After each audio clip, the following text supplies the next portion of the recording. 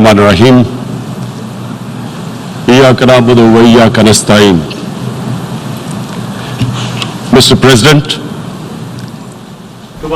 Honorable बिस्मिल्लाहिर्रहमानिर्रहीम इय्याका नाबुदु व इय्याका नस्तईन. Excellencies, जनाब सदर, इज्जत माब सेक्रेटरी जनरल, काबिल एहतराम कायदीन और ख़वातीन व हज़रात, मैं आज इस फोरम पर बात करना अपने लिए एजाज समझता हूँ, जहाँ हमें दुनिया को दरपेश मसाइल पर बात करने का मौका मिलता है. मैं बहुत सारे मसाइल पर बात करना चाहता हूँ, मगर आज मैं सिर्फ 4 इंतहाई अहम मसाइल पर बात करूंगा, जिनकी वजह से मैं आज यहाँ पर आया हूँ. हमें कई संजीदा मसाइल का सामना है. मैं यहाँ ना आता मगर मेरे ख्याल में कुछ इंतहाई अहम मसाइल हैं जिनकी तरफ दुनिया की तवज्जो दिलाना जरूरी है ताकि उनका हल ढूंढा जा सके. मैं इब्तिदा मौसमियाती तब्दीली के मसले से करूंगा. मौसमियाती तब्दीली के मसले पर बहुत से कायदीन ने बात की, मगर जनाब सदर, मुझे महसूस होता है कि इस मामले पर संजीदगी का मुजाहिरा नहीं किया जा रहा.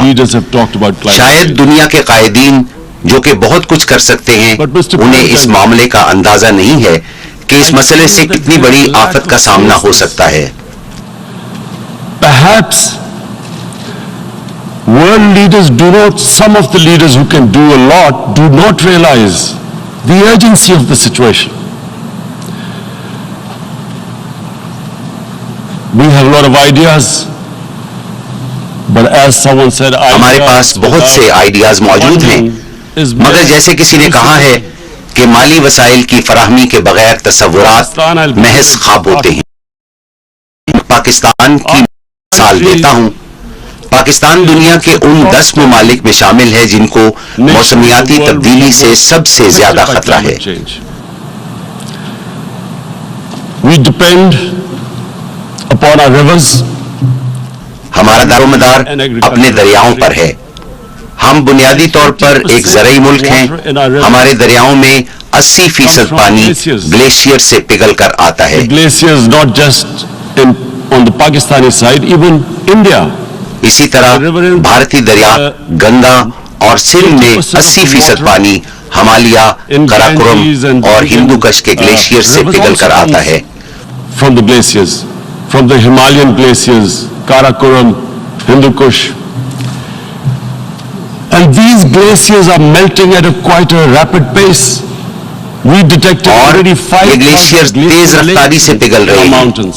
हम अभी तक अपने पहाड़ों में 5000 झीलों की निशानदेही कर चुके हैं, और अगर ये सिलसिला जारी रहता है और इसके बारे में कुछ नहीं किया जाता तो हमें खदशा है कि हम इंसानों को एक बहुत बड़ी आफत दरपेश हो सकती. मेरे मुल्क में जब मेरी पार्टी सूबा खैबर पख्तूनख्वा में बरसरे इक़्तिदार आई तो हमने 5 साल में 1 अरब दरख्त लगाने का फैसला किया, और अब हमने अगले 5 सालों में पाकिस्तान में 10 अरब दरख्त लगाने का हदफ मुकर्रर किया है.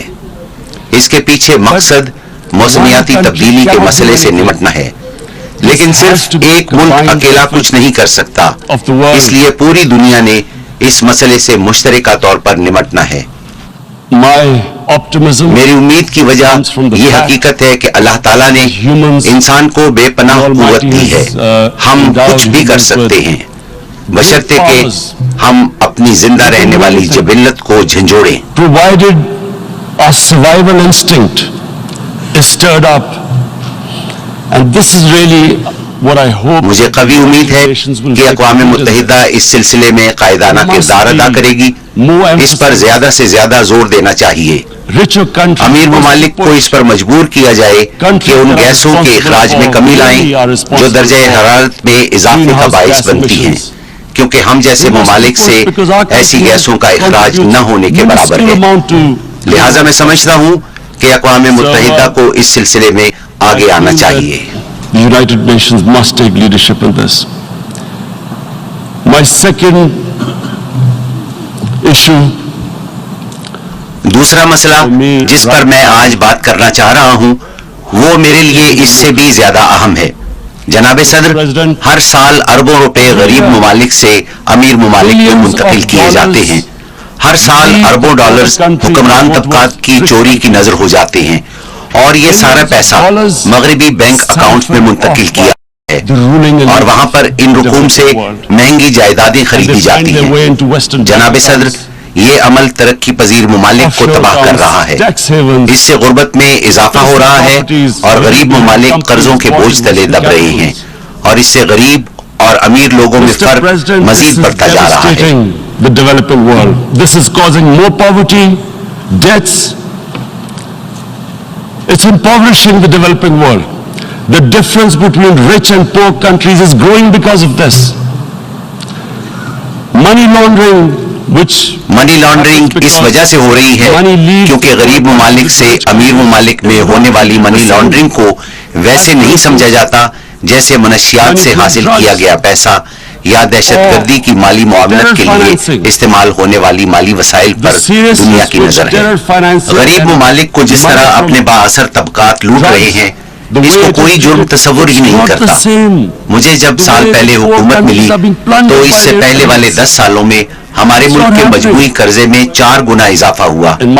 جو قرضہ 60 سالوں میں لیا گیا تھا اس کا 4 گنا صرف 10 سالوں میں لیا گیا. In the 10 years preceding that, our total debt went up 4 times. The debt we had accumulated in 60 years, just in 10 years it went up 4 times. As a result, the total revenue... اس کے نتیجے میں ہم نے ایک سال میں جتنا tax اکٹھا کیا اس کا آدھا صرف قرضوں کی ادائیگی پر چلا گیا. اگر یہ حالات ہوں تو ہم انسانوں یعنی اپنے 22 کروڑ لوگوں پر پیسہ کیسے خرچ کریں گے؟ وجہ یہی تھی کہ ہمارے ملک کو حکمران طبقات نے پوری طرح لوٹا تھا اور وہ بڑی آسانی سے یہ سارا پیسہ ملک سے باہر لے گئے. جناب صدر، جب اس لوٹے ہوئے پیسے سے بیرون ممالک میں خریدی گئی جائیدادوں کی نشاندہی کی گئی تو ہمیں یہ پیسہ واپس لانے میں بہت سی مشکلات کا سامنا کرنا پڑ رہا ہے. ہم یہ پیسہ واپس لا کر اپنے لوگوں پر خرچ کر سکتے ہیں مگر اس سلسلے میں بہت سی مشکلات درپیش ہیں. ایسے قوانین بنائے گئے ہیں جو ان مجرموں کو تحفظ فراہم کر رہے ہیں. But as such, it's so difficult. The laws protecting these criminals.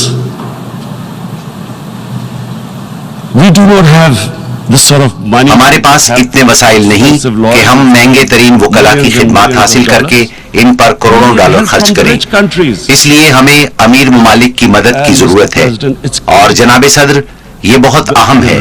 امیر ممالک میں پولیٹیکل ول ہونی چاہیے کہ وہ کسی کو ایسا نہ کرنے دے. غریب ممالک انسانی ترقی جسے اقوام متحدہ SDG کا نام دیتی ہے پر پیسے کہاں سے خرچ کریں گے؟ لہٰذا امیر ممالک کو چاہیے کہ وہ اب اس بارے میں کچھ کریں. وہ ایسے اقدامات کریں کہ کرپٹ حکمرانوں کے لیے یہ ممکن ہی نہ رہے کہ وہ اپنے ملک کا پیسہ چوری کر کے بیرون ممالک جائیداد منتقل کریں. To stop economic refugees coming as we see right now, they must take action. They must take action now. It must be a deterrent. Corrupt ruling elites should not be able to... وہ ایسے اقدامات کریں کہ corrupt حکمرانوں کے لیے یہ ممکن ہی نہ رہے کہ وہ اپنے ملک کا پیسہ چوری کر کے بیرون ممالک منتقل کریں اور وہاں پر ان پیسوں سے مہنگی جائیدادیں خریدیں. مجھے سمجھ نہیں آ رہی یہ ٹیکس ہیونز کیوں بنائی گئی ہیں، ان کی اجازت کیوں ہے، ان ٹیکس ہیونز کو قانونی حیثیت کیوں دی گئی ہے. اب دنیا تبدیل ہو رہی ہے، دنیا کی آبادی میں اضافہ ہو رہا ہے، لہٰذا اس سے ہم شدید خطرات سے دوچار ہو سکتے ہیں کہ غریب غریب تر ہوتے جائیں اور امیر امیر تر ہوتے جائیں. لہٰذا یہ میرا دوسرا نقطہ ہے اور مجھے امید ہے کہ اقوام متحدہ اس معاملے میں قائدانہ کردار ادا کرے گی. United Nations takes a lead in this. It involves the IMF, the World Bank, Asian Development Bank. They must find a way of stopping this. اور IMF اور ورلڈ بینک کی مدد سے ترقی پذیر ممالک کو اس طرح لوٹنے کا راستہ روکے گی. میرا تیسرا نقطہ نظر اسلاموفوبیا ہے. اس وقت دنیا میں تقریباً 1 ارب 30 کروڑ مسلمان آباد ہیں. مسلمان دیگر ممالک مثلاً یورپی یونین اور دوسرے ممالک میں اقلیتوں کی حیثیت سے آباد ہیں۔ 9/11 کے بعد اسلاموفوبیا میں خطرناک تیز رفتاری سے اضافہ ہوا ہے۔ انسانی برادریاں ایک ساتھ رہا کرتی ہیں، ان کو ایک دوسرے کو سمجھنا چاہیے، لیکن اسلاموفوبیا کی وجہ سے ہم ایک دوسرے سے دور ہوتے جا رہے ہیں۔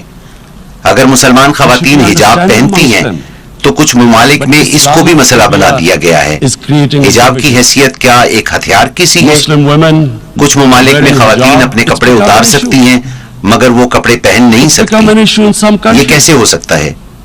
یہ صرف اسلاموفوبیا کی وجہ سے ہوتا ہے۔ A woman can take off her clothes in countries, but she can't put on more clothes. How is this happening? Because of Islamophobia. And how did this Islamophobia start? After 9/11. And Islamophobia کا آغاز کیسے ہوا؟ اس کا آغاز 9/11 کے بعد ہوا۔ اور یہ کیوں ہوا؟ اس کا آغاز اس لیے ہوا کہ کچھ مغربی لیڈروں نے دہشت گردی کو اسلام سے جوڑا، اور اسلامی دہشت گردی، انتہا پسند اسلام جیسی اصطلاحیں استعمال کی گئی۔ انتہا پسند اسلام ہے کیا؟ اسلام تو صرف ایک ہی ہے، اور وہ ہے محمد صلی اللہ علیہ وسلم کا اسلام، جس کی ہم پیروی کرتے ہیں۔ اس کے علاوہ اور کوئی اسلام نہیں ہے۔ آپ انتہا پسند اسلام جیسی اصطلاحوں سے مغربی ممالک کے لوگوں کو کیا پیغام دے رہے ہیں؟ ایک ایسا شخص جو نیو یارک میں زندگی گزار رہا ہو، وہ کیسے جان سکتا ہے کہ انتہا پسند اسلام اور اعتدال پسند اسلام میں کیا فرق ہے؟ دہشت گردی کا مذہب کے ساتھ کوئی تعلق نہیں ہوتا۔ اسلامی دہشت گردی اور انتہا پسند اسلام جیسی اصطلاحیں جن کا استعمال اہم لیڈران کرتے ہیں، وہ بنیادی وجہ ہے جو اس اسلاموفوبیا کی بنیاد ہے، اور اس سے مسلمانوں کو بہت تکلیف ہوتی ہے۔ جب ہم مغربی ممالک کا رخ کرتے ہیں تو ہمیں نظر آتا ہے کہ یہ صورتحال بد سے بدتر ہوتی جا رہی ہے۔ For this Islamophobia, and it has caused pain amongst Muslims. We in Muslim countries watch this Islamophobia traveling abroad, and it's getting worse. And may I just say, Mr. President, that in جناب صدر، کیا میں کہہ سکتا ہوں کہ یورپی ممالک میں مسلمانوں کو کمزور کیا جا رہا ہے؟ ہم سب کو معلوم ہے کہ جب آپ کسی خاص طبقے کو کمزور کرتے ہیں تو اس سے انتہا پسندی جنم لیتی ہے۔ شام اور دیگر علاقوں میں بہت سے عسکریت پسندوں کا تعلق ان طبقات سے ہے جن پر ظلم کیا گیا ہے۔ میں کہنا یہ چاہتا ہوں کہ ہمیں اس مسئلے کو حل کرنا چاہیے۔ مجھے افسوس سے کہنا پڑتا ہے کہ ہم مسلمان سربراہوں نے بھی یہ مسئلہ حل نہیں کیا۔ 9/11 کے بعد جب انتہا پسند اسلام کے بارے میں سوچا جانے لگا تو بجائے اس کے کہ ہم مغربی دنیا کو بتاتے کہ انتہا پسند اسلام ایک افسانہ ہے، ہر معاشرے میں انتہا پسند ہوتے ہیں اور اعتدال پسند بھی ہوتے ہیں۔ عیسائیوں، یہودیوں، ہندوؤں، ہر معاشرے میں انتہا پسند اور اعتدال پسند موجود ہوتے ہیں، مگر اس کا ہرگز یہ مقصد نہیں کہ کوئی مذہب، چاہے وہ اسلام ہو، یہودیت ہو، عیسائیت ہو یا ہندو مت، وہ انتہا پسندی سکھاتا ہے۔ ہر مذہب کی تعلیم محبت اور رواداری اور انصاف ہے۔ یہی چیز ہمیں جانوروں سے ممتاز کرتی ہے۔ بدقسمتی سے مسلمان رہنماؤں کو اس بات کا بڑا خوف تھا کہ ان کو انتہا پسند مسلمان کہا جائے گا، تو لہٰذا انہوں نے اعتدال پسند بننے کی کوشش کی۔ ہمارے ملک پاکستان میں بھی حکومت نے روشن خیالی جیسی اصطلاح ایجاد کی۔ کسی کو نہیں معلوم کہ اس کا مطلب کیا ہے۔ وہ سمجھتے ہیں کہ شاید جو مغربی لباس سے بھی تن کرتا ہو وہی روشن خیال ہوتا ہے۔ اگر کسی کو انگریزی نہیں بھی آتی تو وہ انگریزی بولنے کی کوشش کریں گے، کیونکہ اسی طرح وہ روشن خیال تصور کیے جائیں گے۔ یہ کیا تھا؟ ایسا کیوں ہوا؟ یہ اس لیے ہوا کہ ہم مسلمانوں نے مغربی دنیا کو یہ بتانے کی کوشش ہی نہیں کی کہ انتہا پسند اسلام کا کوئی وجود ہی نہیں۔ 9/11 کے بعد اسلام کو دہشت گردی سے جوڑنے کی ایک وجہ دہشت گرد حملے تھے، کیونکہ 9/11 کو جن دہشت گردوں نے حملہ کیا وہ خودکش بمبار تھے۔ مسلمانوں کے بارے میں کہا گیا کہ وہ اس لیے خودکش حملے کرتے ہیں کہ ان کا ایمان ہے کہ اس طرح ان کو جنت میں اعلیٰ مقام ملتا ہے۔ Are involved in suicide attacks because they will get virgin in heavens. Some came up with, what about women? Suicide attackers. So this bizarre thing happened. No one explained. یہ کیا عجیب و غریب بات ہے. مسلمانوں کی جانب سے خودکش حملوں کو دہشت گردی کہا گیا، مگر کسی نے یہ تحقیق نہیں کی کہ 9/11 سے قبل دنیا کی تاریخ میں سب سے زیادہ خودکش حملے تامل ٹائیگرز نے کیے جو کہ ہندو تھے. مگر اسی بنیاد پر کسی نے ہندو مت کو دہشت گردی کا مذہب نہیں کہا، اور یہ صحیح بھی تھا کیونکہ ہندو مت کا دہشت گردی سے کوئی تعلق نہیں. یہ سری لنکا میں ان لوگوں نے کیے جن کے لیے جینا عذاب بن گیا تھا.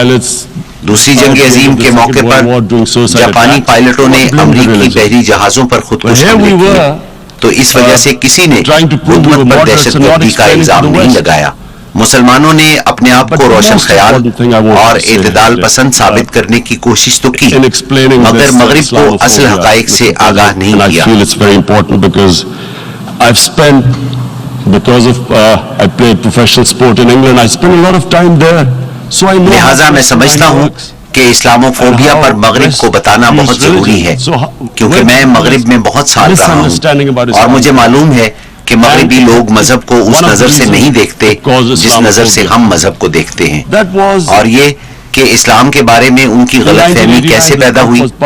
1989 میں ایک کتاب شائع کی گئی جس میں ہمارے پیارے نبی صلی اللہ علیہ وسلم کی توہین کی گئی، جس سے مسلم دنیا میں رد عمل آیا. مغرب کو اس مسئلے کی سمجھ ہی نہیں آئی کیونکہ مغرب میں مذہب کو بالکل مختلف نقطۂ نگاہ سے دیکھا جاتا ہے. وہ ہماری طرح مذہب کو نہیں دیکھتے. اسلام کو عدم برداشت کا مذہب سمجھا گیا.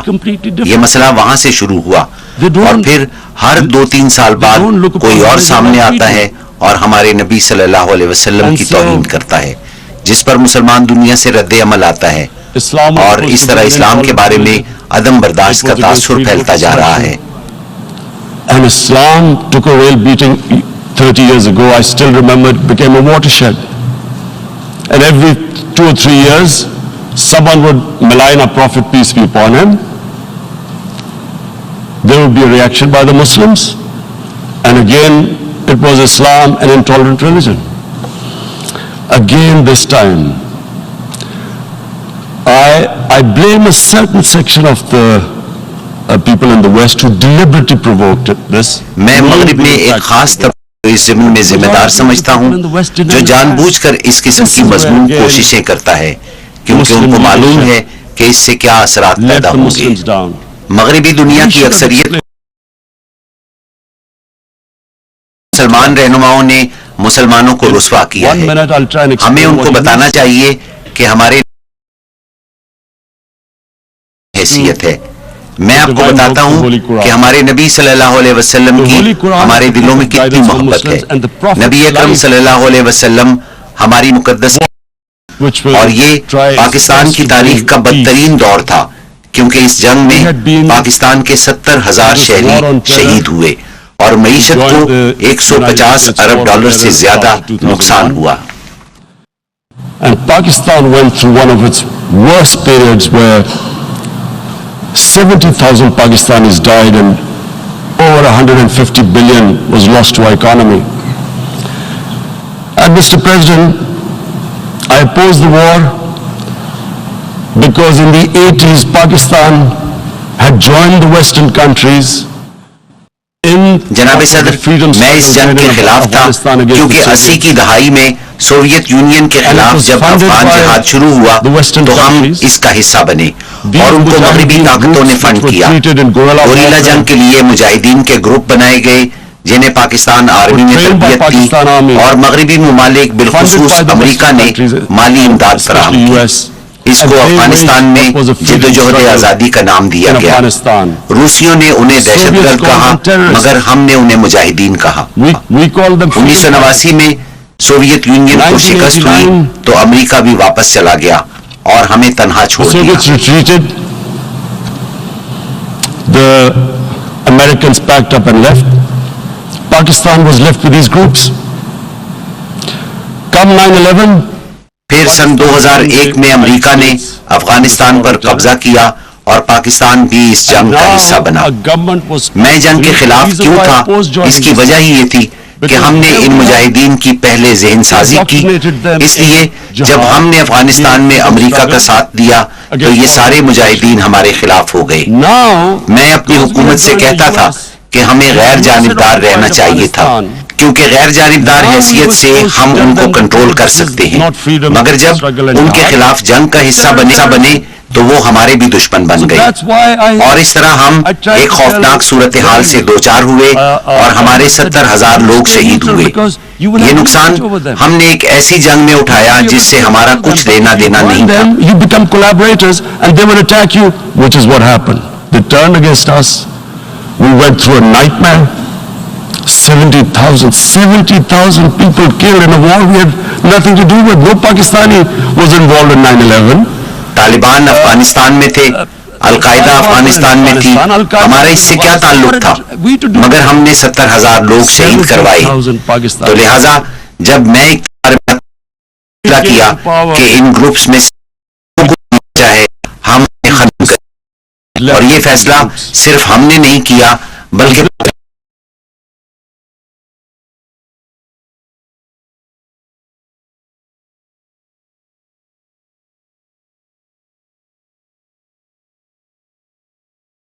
ترجمہ دیکھ سکتے ہیں. اس وقت جو ہے یہ اردو ترجمہ دکھایا جا رہا ہے. وزیر اعظم عمران خان نے گزشتہ روز جو خطاب کیا اس میں انہوں نے کشمیر کی آواز جو ہے پوری دنیا تک پہنچائی ہے. اس کے ساتھ ساتھ انہوں نے دیگر معاملات پر بھی گفتگو کی.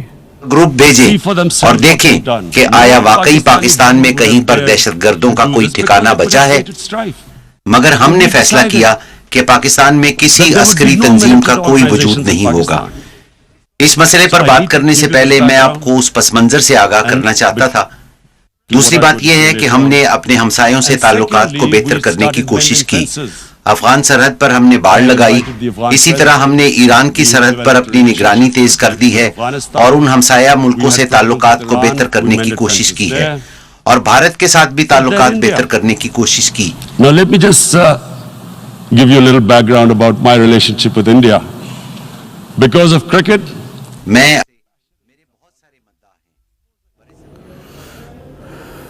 وزیر اعظم عمران خان کا خطاب اس وقت آپ ملاحظہ کر سکتے ہیں. اردو ترجمے کے ساتھ اس وقت جو ہے یہ خطاب دکھایا جا رہا ہے. بھرپور طریقے سے انہوں نے کشمیر کی آواز بنے اور پوری دنیا تک یہ آواز پہنچائی, جس کے بعد عالمی دنیا جو ہے وہ بھی اس کو اب دیکھ رہی ہے. اور اس کے ساتھ ساتھ مسائل ہیں جیسے ماحولیاتی تبدیلی اور غربت.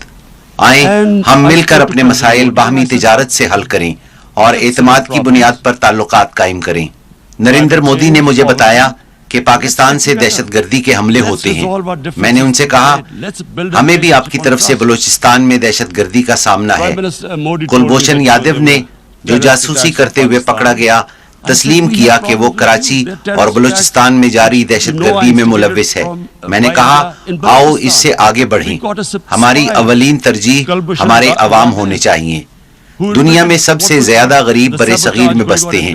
بدقسمتی سے اس میں کوئی پیش رفت نہیں ہوئی. Let's move forward. Our main priority should be our people. The highest number of poor people live in the Indian subcontinent. Unfortunately, didn't make any headways. Our foreign minister was supposed to meet on this in the UNGA last year. ہمارے وزیر خارجہ کو اپنے بھارتی ہم منصب سے ملاقات کرنی تھی جو بھارت نے منسوخ کر دی. ہم نے سوچا بھارت میں انتخابات ہونے جا رہے ہیں, یہ ایک انتہائی قوم پرستانہ جماعت ہے اور وہ اس موقع پر پاکستان کے ساتھ خوشگوار تعلقات نہیں رکھنا چاہتے. ہم نے سوچا ٹھیک ہے ہم انتخابات تک انتظار کریں گے. اس دوران میں ایک 20 سالہ کشمیری لڑکے نے اپنے آپ کو بم باندھ کر ایک قافلے میں اڑا دیا جس کو اس کے باپ کے مطابق سیکیورٹی فورسز نے انتہا پسند بنایا تھا. اس کے فوری بعد بھارت نے پاکستان پر الزام عائد کیا. میں نے ٹیلی ویژن پر بھارتی عوام سے بات کی اور کہا اگر وہ ہمیں چھوٹا سا بھی ثبوت دے دیں تو ہم فوری طور پر کارروائی کریں گے کیونکہ ان گروپس پر پابندی عائد کی ہوئی ہے. ہمیں ثبوت فراہم کرنے کے بجائے انہوں نے ہمارے ملک میں بمباری کے لیے جہاز بھیجے. ہم نے جوابی کارروائی کی, 2 جہاز مار گرائے اور ایک پائلٹ کو گرفتار کر لیا. ہم نے فوری طور پر پائلٹ کو واپس کر دیا اور یہ پیغام دیا کہ ہم کشیدگی میں اضافہ نہیں چاہتے. اس اقدام کو امن کا پیغام سمجھنے کی بجائے انہوں نے اپنی ساری انتخابی مہم اس بات پر مرکوز رکھی کہ انہوں نے پاکستان کو کیسا سبق سکھایا ہے اور 350 دہشت گردوں کو ہلاک کر دیا ہے، جو کہ ایک سفید جھوٹ ہے۔ 350 terrorists. Complete lie. They had just killed about 10 trees of ours. اس میں ہمارے صرف 10 درختوں کو نقصان پہنچا اور یہ بھی ہمارے لیے خاصا تکلیف دہ تھا۔ He then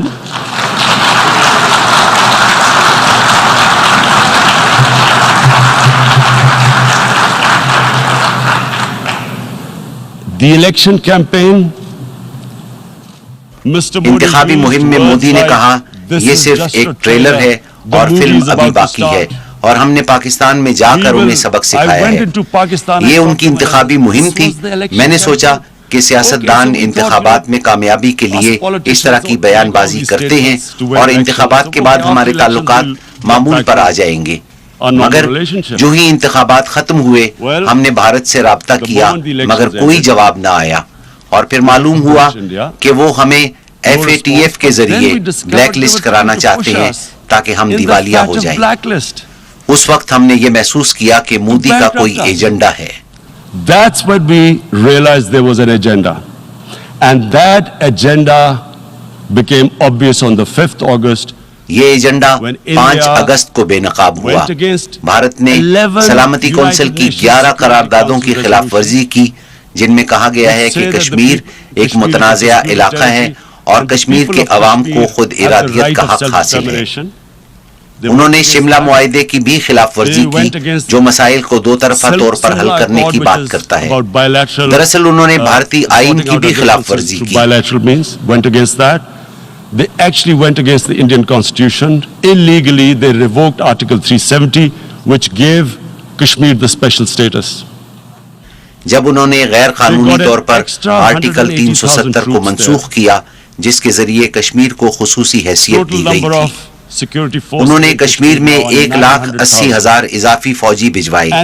اب کشمیر میں بھارتی فوج کی مجموعی تعداد 9 لاکھ ہے اور انہوں نے 80 لاکھ کشمیریوں کو کرفیو لگا کر محصور کیا ہوا ہے۔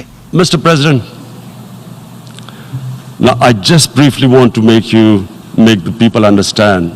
جناب صدر، میں آپ کو مختصر طور پر یہ بات سمجھانا چاہتا ہوں کہ کوئی ایسا کیسے کر سکتا ہے، اور مجھے یہ واضح کرنا ہوگا کہ RSS کیا ہے۔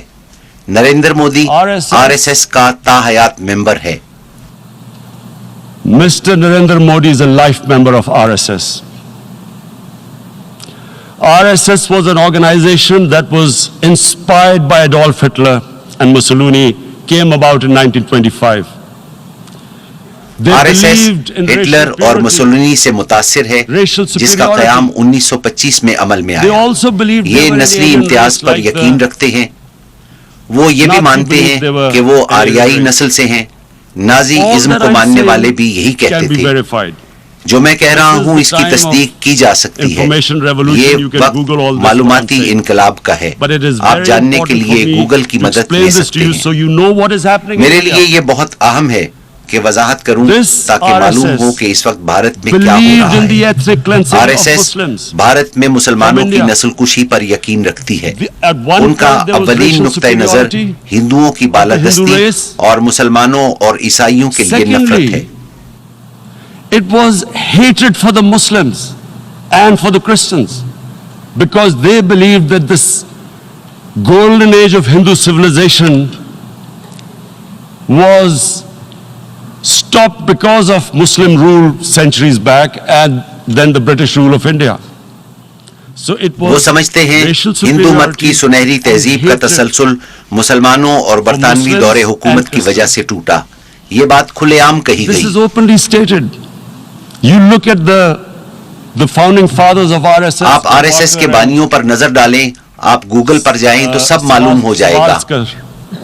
Just Google them and you'll find out. And this ideology of hate is what murdered the great Mahatma Gandhi in 1948. 1948 میں عظیم لیڈر مہاتما گاندھی کے قتل کی وجہ یہی نفرت پر مبنی نظریہ تھا، اور پھر سن 2002 میں یہی نظریہ تھا جب مودی نے گجرات میں مسلمانوں کا منظم قتل عام کیا جب وہ وزیر اعلیٰ تھے۔ He allowed 3 days for these RSS goons who were inspired by the Hitler brown shirts. They actually wear brown shirts. This RSS کے غنڈے 3 روز تک مسلمانوں کا قتل عام کرتے رہے، جنہوں نے 2000 مسلمانوں کو بے دردی سے قتل کیا۔ انہوں نے ہٹلر کی پسندیدہ براؤن رنگ کی قمیصیں پہن رکھی تھی۔ کانگریس کے سابق وزیر داخلہ نے بیان دیا کہ RSS کے کیمپوں میں دہشت گردوں کو تربیت دی جا رہی ہے، جنہوں نے 2000 مسلمانوں کو قتل کیا اور 1,50,000 مسلمان بے گھر ہوئے۔ یہی وجہ تھی کہ نریندر مودی کے امریکہ داخلے پر پابندی عائد کر دی گئی تھی۔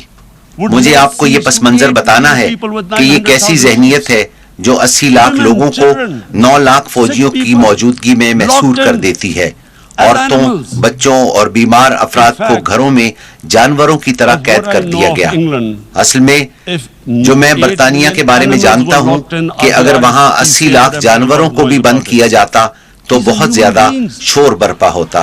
یہ تو پھر انسان ہے۔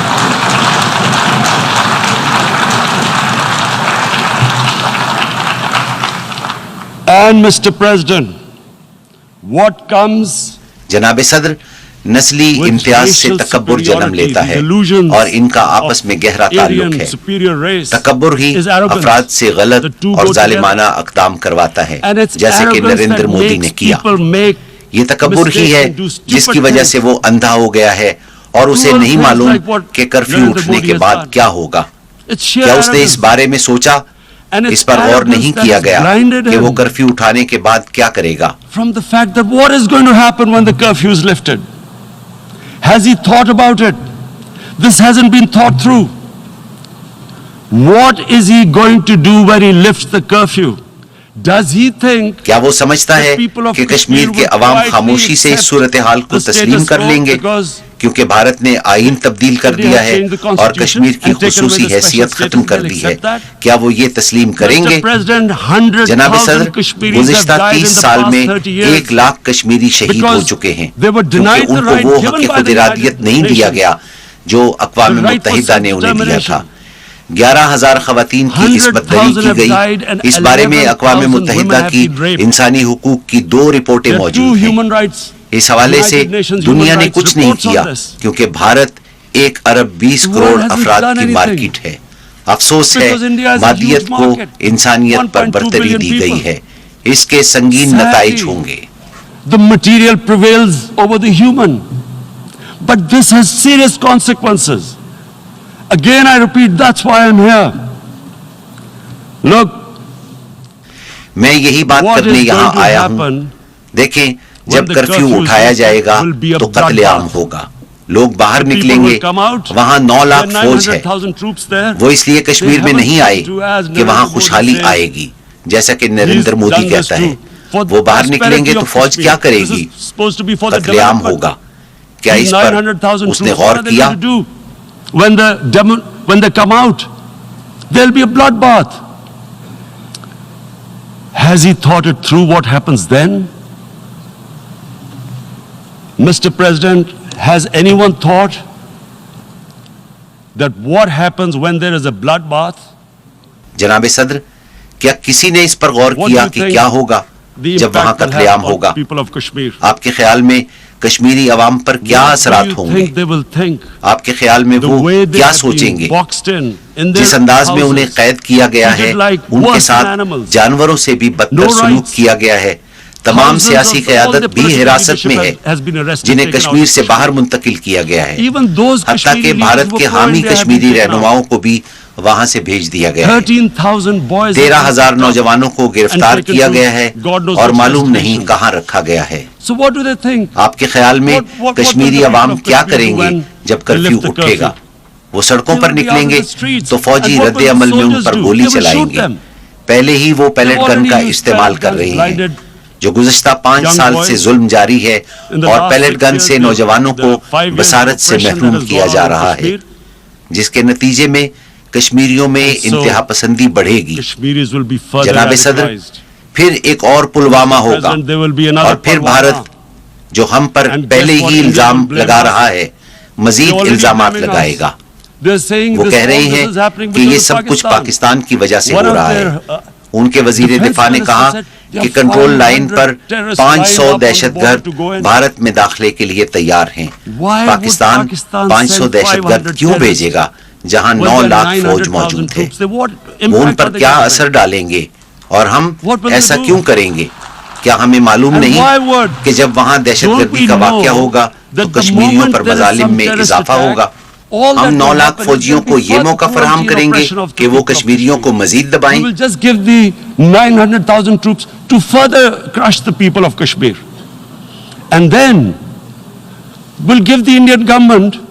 اور بھارتی حکومت کو بھی یہ موقع دیں گے کہ وہ پاکستان پر دہشت گردی کا الزام لگاتے ہوئے اسلامی دہشت گردی کا منترا دہرائے جسے سنتے ہی ساری دنیا اپنا منہ پھیر لیتی ہے اور کوئی انسانی حقوق کی بات نہیں کرتا. اور آپ جو چاہیں وہ کریں. جو آج کشمیر میں ہو رہا ہے وہ اسلامی دہشت گردی کی رٹ لگاتے رہیں گے جو کہ وہ اب کر رہے ہیں. ہمیں اس سے کیا فائدہ ہوگا اور کشمیری عوام پر ظلم میں اضافہ ہوگا اور ہم یہ کیوں چاہیں گے؟ لیکن بھارت کے پاس کوئی اور بیانیہ نہیں. جب وہ کرفیو اٹھائیں گے جو بھی رد عمل آئے گا اس کا الزام پاکستان پر لگے گا. But there is no other narrative left for India. As when they lift the curfew, whatever happens, Pakistan will be blamed, and there is always a danger of another Pulwama. They will again. ایک اور پلوامہ کا خطرہ ہر وقت موجود ہے. ہو سکتا ہے وہ دوبارہ ہم پر حملہ کرے اور پھر وہی سلسلہ دوبارہ چل پڑے. اور نریندر مودی کیا سوچتا ہے کہ اس وقت بھارت میں 18 کروڑ مسلمان کیا سوچ رہے ہیں؟ کیا وہ یہ نہیں دیکھ رہے کہ کشمیریوں کے ساتھ وہاں کیا ہو رہا ہے؟ 55 دنوں سے وہ گھروں میں قید ہیں. کیا وہ نہیں دیکھ رہے؟ آپ نہیں سمجھتے کہ بھارت میں رہنے والے 18 کروڑ مسلمان کیا انتہا پسندی کی طرف مائل نہیں ہوں گے؟ اور جب وہ انتہا پسند بن جائیں گے تو پھر سارے بھارت میں ایسے ہی واقعات ہوں گے. ہم پر دوبارہ الزام لگے گا. Again we will be blamed. And I'm warning you right now, again we will be blamed. میں آپ کو خبردار کر رہا ہوں کہ ہم پر دوبارہ الزام لگے گا. جناب صدر 1 ارب 30 کروڑ مسلمانوں کے بارے میں کیا خیال ہے جو سب دیکھ رہے ہیں؟ انہیں معلوم ہے کہ کشمیر میں ہندوؤں کے ساتھ نہیں بلکہ کشمیری مسلمانوں پر ظلم ہو رہا ہے. انہیں معلوم ہے کہ یہ سب کچھ ان کے مذہب کی وجہ سے ہے. آپ کیا سمجھتے ہیں کہ اگر 80 لاکھ کے بجائے محض 8,000 یہودیوں کے ساتھ یہ سلوک ہو تو وہ کیا سوچیں گے؟ یورپ کے لوگ کیا سوچیں گے؟ کسی کے ساتھ بھی ایسا ہو تو وہ کیا سوچے گا؟ کیا ہم کمتر مخلوق ہیں؟ کیا ہمیں اس سے تکلیف نہیں پہنچتی؟ اور پھر کیا ہوگا؟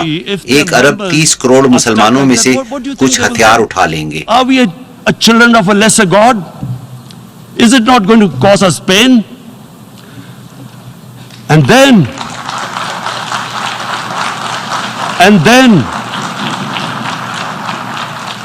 then I'll tell you what will happen. People will, in the 1.3 billion Muslims, someone will pick up arms. I know we've been brought up with films, Western films. مغربی فلموں میں دکھایا جاتا ہے کہ جب کسی کو انصاف نہیں ملتا تو وہ انصاف کے لیے ہتھیار اٹھا لیتا ہے. مشہور فلم ڈیتھ وش میں جب ایک شخص کی بیوی قتل ہوتی ہے تو وہ ہتھیار اٹھا لیتا ہے اور لٹیروں کا قتل عام شروع کر دیتا ہے اور پورا سینما ہال تالیوں سے گونج اٹھتا ہے. آپ جانتے ہیں ہم مسلمان اس وقت کیا سوچ رہے ہیں؟ اگر قتل عام ہوا تو مسلمان انتہا پسندی کی طرف جائیں گے. So what do you think the Muslims are thinking right now? If there is a bloodbath, there will be Muslims becoming radicals, not because of Islam, جس کی وجہ اسلام نہیں بلکہ وہ صورتحال ہوگی جب انہیں انصاف نہیں ملے گا. روہنگیا کے 1 لاکھ مسلمانوں کی نسل کشی کی گئی. اس پر عالمی برادری کی کیا ذمہ داری تھی؟ آپ کے خیال میں 1 ارب 30 کروڑ مسلمانوں کا کیا رد عمل ہوگا؟ میں اپنے آپ کو کشمیری تصور کرتا ہوں جو کہ 55 دنوں سے محصور ہے. میں عورتوں کی عصمت دری کے واقعات سنتا ہوں. جب بھارتی فوج گھروں میں داخل ہوتی ہے کیا میں اس تذلیل کے ساتھ زندہ رہوں گا؟ میں ہتھیار اٹھاؤں گا. I have heard about and there are rapes, Indian Army going into homes, soldiers. Would I want to live this humiliation? Would I want to live like that? I would pick up a gun. You're forcing people. You are forcing people into radicalization. آپ لوگوں کو زبردستی انتہا پسندی کی طرف دھکیل رہی ہیں. جب لوگوں میں زندہ رہنے کی خواہش ختم ہو جائے تو وہ کس لیے زندہ رہیں؟ اگر آپ انسانوں کے ساتھ ایسا کریں گے تو آپ انہیں انتہا پسند بنائیں گے. جناب صدر، اس لیے میں دہرانا چاہوں گا کہ بہت نازک وقت ہے. اس پر رد عمل آئے گا. پاکستان پر الزام لگایا جائے گا. There will be a reaction to this. Pakistan will be blamed. Two nuclear armed countries will come face to face like we came in February. دو ایٹمی قوتیں آمنے سامنے ہوں گی جیسے فروری میں ہوا. اس سے پہلے کہ ہم اس سمت بڑھیں، اقوام متحدہ اپنی ذمہ داری پوری کرے. This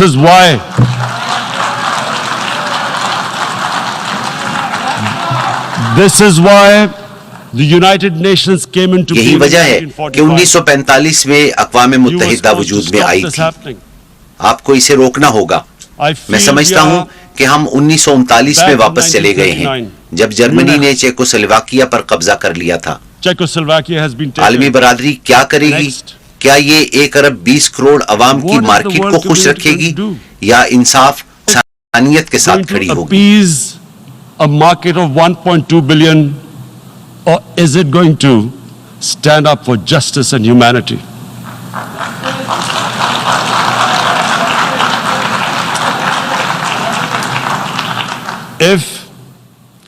اگر یہ سلسلہ جاری رہا تو آپ بدترین حالات کے لیے تیار رہیں.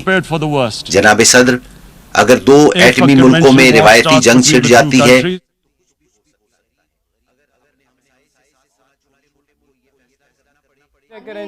آڈیو چیک کریں جی. ہیلو یار، خان صاحب کو کاٹ دیا آپ نے. ہاں جی سر، آ رہی ہے. جی جی آ رہی ہے. علی مجھے آ رہی ہے کہ سیل چینج کرنے لگے ہیں ابھی.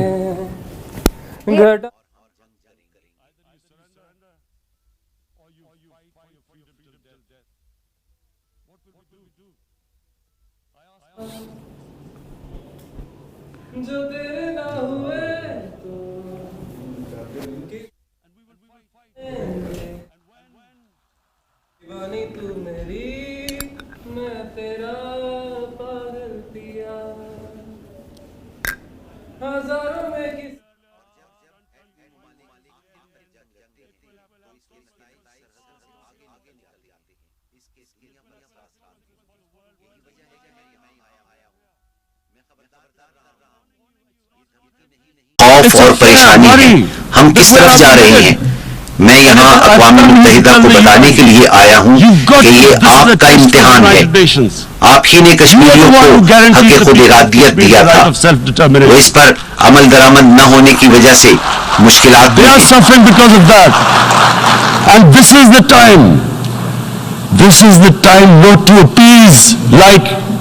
یہ کسی کو خوش کرنے کا وقت نہیں جیسا کہ 1939 میں کیا گیا. یہ فوری کارروائی کا وقت ہے. پہلا اقدام یہ کہ بھارت ہر صورت غیر انسانی کرفیو کا خاتمہ کرے جو کہ 55 دنوں سے جاری ہے. ہر صورت تمام قیدیوں اور 13,000 نوجوانوں کو رہا کرے. والدین کو معلوم نہیں ان کے بچے کہاں ہیں. اور پھر عالمی برادری ہر صورت کشمیریوں کو ان کا حق خود ارادیت دلوائے. You must give the people of Kashmir the right of self-determination. Thank you.